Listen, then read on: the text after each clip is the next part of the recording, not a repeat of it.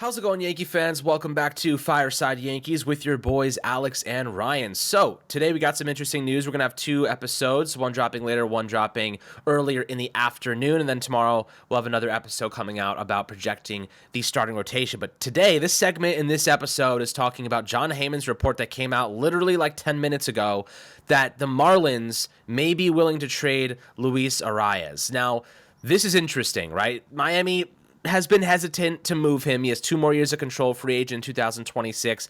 Obviously, 2 minor league options is not relevant because he's never going back to the minors. This guy is one of the most elite hitters in the game at 26 years old.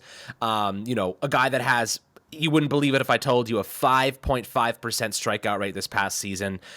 Does he walk a lot? No, but because he makes so much freaking contact, it doesn't matter. He hit 354 with a 393 on-base percentage. He actually projects to have 13 homers in Yankee Stadium last year if he was playing for us, and the Yankees might have a chance to go grab this guy. So, Ryan, if this is even a possibility, Heyman said they're willing to listen. We're going to talk about what a deal could look like and why Luis Arraez on this team would take our offense to a stratosphere that we didn't even know existed. A land, the promised land, man. You're talking about one of the best offenses in baseball on paper here. Imagine a guy with almost a 40% OBP hitting ahead of Judge and Soto. Your offense is unstoppable in this scenario. And by the way, Luis Arraez has played a minimum of 120 games over the last 3 consecutive years and a minimum of 140 games over the last 2 years, so he's been healthy too.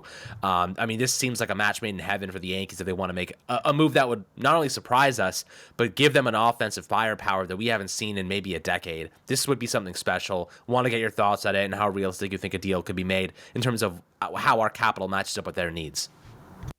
Yeah, so I think a big thing here when we're talking about Luis Arraez is the fit, right? Like, he actually does profile really well for Yankee Stadium because he can put the ball in the air and put it towards right field. And, as you kind of alluded to, the high OBP, he's got probably the best hit tool. Actually, not probably.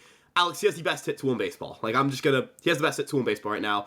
Obviously the contact rates are elite, and again, I think a big thing here is that this isn't like a guy who just has a hit tool and absolutely no power at all. This is a guy who has enough power to be playable. And he also has, again, the best hit tool in baseball. That's a unique combination. Typically guys who have, the strikeout rates that he has can't hit home runs or they can't hit extra base hits. And Arraez is unique in that sense. And I think that, ultimately you'd be getting a player who greatly improves your lineup, as you mentioned. I think this is a guy who, does he profile perfectly for second base? Not really, right? He has 4 defensive runs saved, but negative 10 OAA. I think he's an okay enough defender out there that you can live with it. But there's also the world in which he's more of a first baseman, right? And you look at kind of Anthony Rizzo's contract coming up at the end of the year. You could potentially slot Arraez over there. I know he'd be an unconventional first baseman, but Alex, who cares about conventional first baseman? I care about having the best players. And, you could potentially be in a situation where, a guy let's say Jorbit Vivas develops into a pretty good hitter in 2024-5, right? He has a good 2024 season in AAA, ends up with the 2025 team. And you've got Vivas at second, Arraez at first, Volpe at short, and I don't know, LeMahieu at third. It doesn't really matter to me at that point. You've got three of your 4 infielders are under the age of 28 years old. That's huge. You have a really young, controllable infield. Obviously, the New York Yankees, from an offensive standpoint, right? 354 average, 393 on base, 469 slug, 132 WRC plus. I'm gonna just sit here and I know that my uncle is listening to this right now, so I just want him to hear this and be like, hey, Theo, if you see Luis Arraez at the top of your lineup, man, I know he'll be happy. Every Yankee fan would be happy. How could you not want a guy with a 5.5% strikeout rate and a 130 WRC plus in each of the past 2 seasons, right? Alex, we talk about perfect fits. I'm going to hold on to the opinion that Juan Soto is the most perfect fit that we've ever seen for any New York Yankee in the history of ever, but Luis Arraez is also high up that list. I think his raw power and game power would get better over here. He would hit 13 home runs according to Baseball Savant this past season had he played at Yankee Stadium. He also would have hit 13 the year prior, so he would have had 26 home runs instead of 18. That's a pretty big jump. We're talking about, hey, this guy pushes for a 140 WRC plus. And now, there is a little bit of a notion of, all right, well, in Miami, there's more space to bat bip with, and I do agree there is more space to operate and have balls dink in and dunk in and whatever. But I think that, you subtract a couple singles here and there and replace them with home runs. The average might not be 350. It might be closer to 310, but I'll take it, right? A higher average, a slightly lower average in Yankee Stadium, sure, but the slug is going to be higher. and you're still going to have, again, like a guy who's going to challenge for the batting title and, be one of the best hitters in the American League. Like, you want that on your team. Again, we're talking about a 130 WRC plus hitter. And the Yankees had, I imagine, some interest in him before he was dealt to Miami. I know that some people were upset that we didn't trade for him, and we're like, why didn't we trade Nestor for Luis Arraez? Well, I also don't think that Nestor Cortez was as valuable as Pablo Lopez, and I think that's kind of a big thing that people overlook.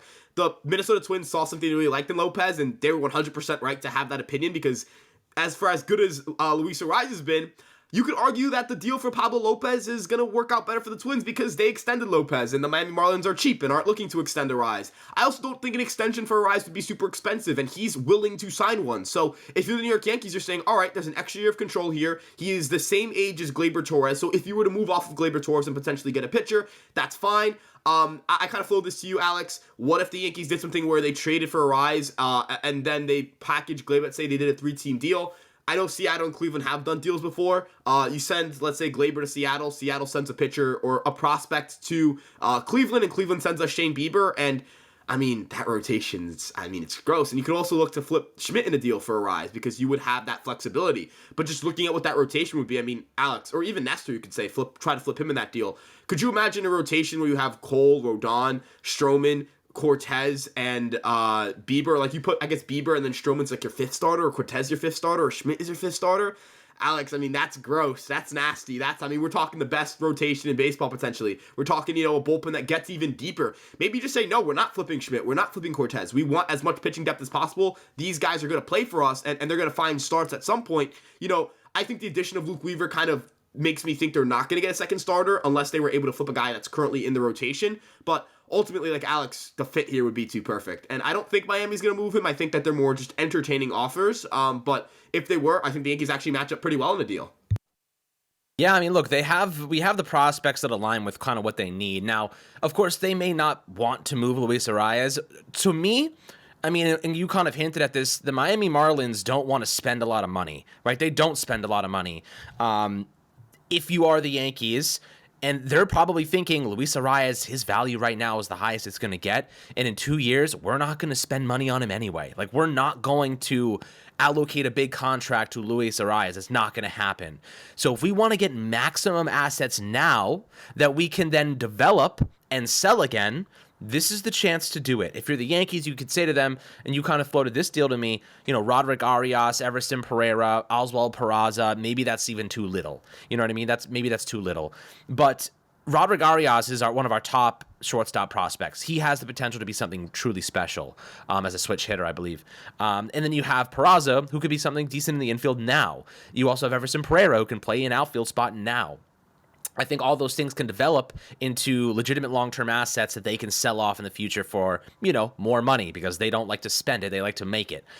So if you're thinking from a Marlins perspective right now, we don't want to spend big bucks. We want to get big bucks. We want to get guys who are going to give us more opportunity to keep turning these over into more assets. I think it makes sense for them. Like, his value, Ryan, has never been higher. His value is at a peak right now.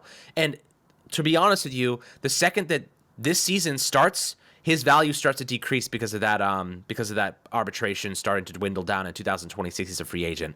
The second those 2 years start to decrease, and he gets less time as a controllable asset, the Miami Marlins lose value on him. So right now is a great time to move him. I think they do understand that. From that perspective, is that kind of how you're perceiving it? Like, Miami knows that his value is at a peak right now, and they're going to try and maximize that. Is that kind of how you're seeing it as well?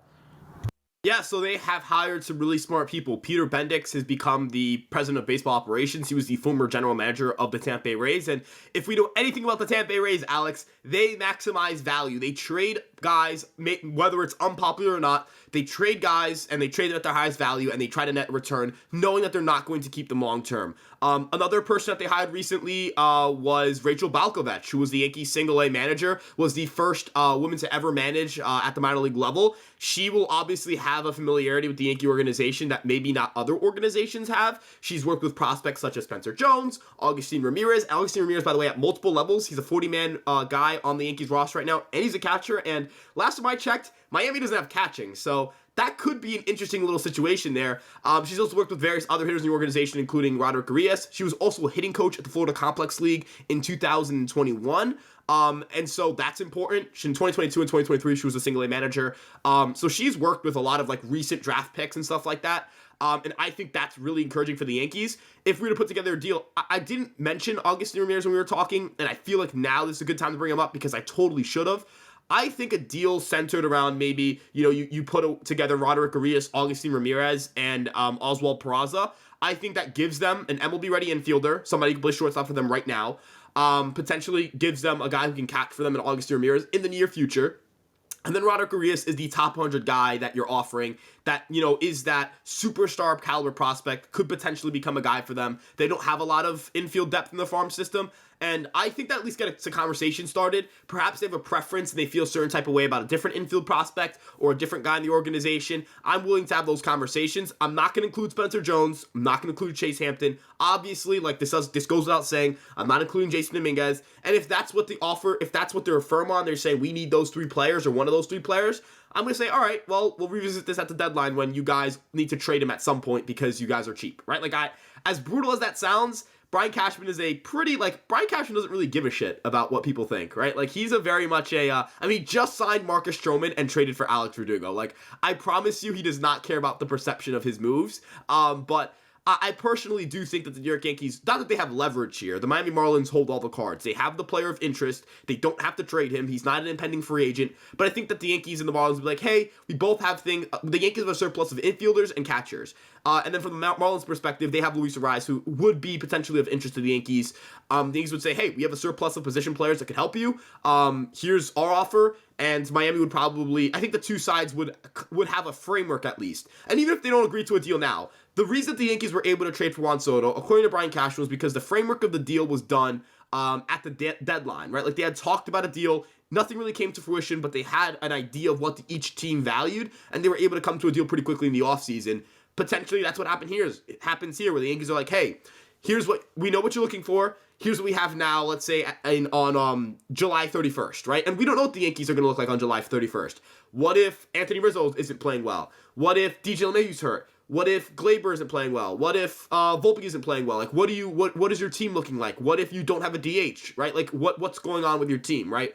I think the Yankees are going to also look at it from the perspective of they like what they have maybe right now and don't want to force a deal. And I think they should be opportunistic in this situation. But ultimately, guys like Arias, Peraza, Pereira, Augustin Ramirez, those are the type of guys I could see involved in this type of deal. Some pitchers, right, like some younger guys, Carlos LaGrange, Henry Lelaine, I'd be a little iffy on giving him up.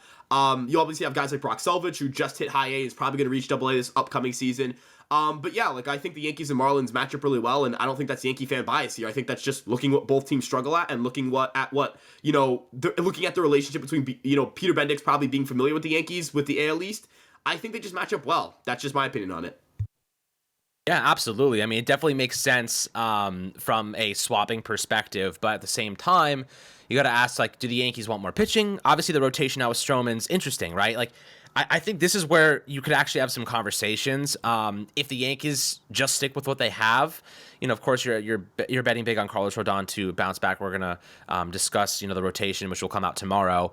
But thinking about this, kind of the strengths of our team right now, what we have to leverage. If you want to go out and get a Blake Snell, you could theoretically say to yourself, well, maybe we can trade Clark Schmidt. Maybe we can move Schmidt, who's a controllable asset, in a deal to the Marlins. You know what I mean? Cheap, good upside. They can develop and maybe flip him in the future too. There is opportunity here to try to kind of shake things up a little bit. I think the Yankees probably don't want to get too kind of creative with it. I think they want to do something more simple. But obviously, Gleyber Torres becomes the guy that loses his job in this instance because Luis Arraez is a far better player objectively. And I think that you probably try to flip Torres for pitching, as we both kind of agreed there. At this point, it's unlikely. I'm not going to sit here and tell you that it's a likely scenario, but I'll tell you what, right now I'm pretty interested to see how the Yankees go about this. If there is interest, if they do ask what the price may be, this is a World Series, just like Juan Soto, acquiring Arraez is a World Series winning move. If you acquire him, you are now staring the Dodgers in the face saying, we're going step to step with you, man. Like, we're going toe to toe. We're ready for a damn battle. We're ready for a freaking fight. This is like this is going to be Sparta. This is going to be like the movie 300 and all those arrows coming down on King Leonidas. This is what that's going to look like. Battle of the Beasts, man. I would be hyped to see that. And ultimately, that would be so much fun. I mean, imagine getting an offensive piece like this. Watching the Yankees on a daily basis would just be, oh my goodness. If you're Brian Cashman, and we know Cashman likes shiny objects, and if all he has to give was a couple of prospects for Arraez that have never even reached the MLB, or a couple players who are fringe roster talent to begin with, guys may be blocked in the future like Pereira, I'm pulling the trigger and I'm not even thinking twice about it. If we can keep our roster together right now and just give prospects, sign me up. The Yankees have international pool money next year. They can make moves. This is not a situation where I believe, the Bombers can say to themselves, we're happy with what we've got. You get better if you can. You make the moves to get elite level talent with a couple years of control. You do these things. Arraez is one of those guys you have to consider in this equation. So always happy to hear your perspectives down below in the YouTube comment section. Make sure to like and subscribe as always, and we'll catch you guys on the next Fireside Yankees episode.